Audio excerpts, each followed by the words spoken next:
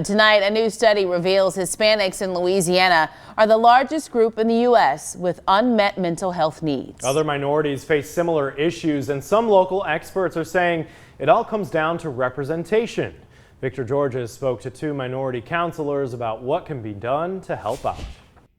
One of the counselors I spoke to today tells me people seeking mental health care will often feel better when the person helping them navigate their issues either looks or sounds like them. So anytime you have a lack of representation, it's going to equivalent to, being a lack of trust. He tells me he's proud to be one of the only black male counselors in Iberia Parish.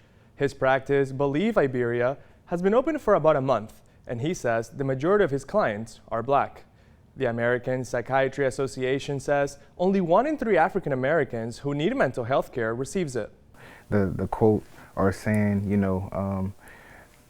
what goes on in this house stays in this house. We also have a prideful identity culture, take pride in being resilient. Similarly, Chicano counselor Maria Mica East tells me many immigrants tend to function at a basic level to make ends meet and don't always focus on their mental health.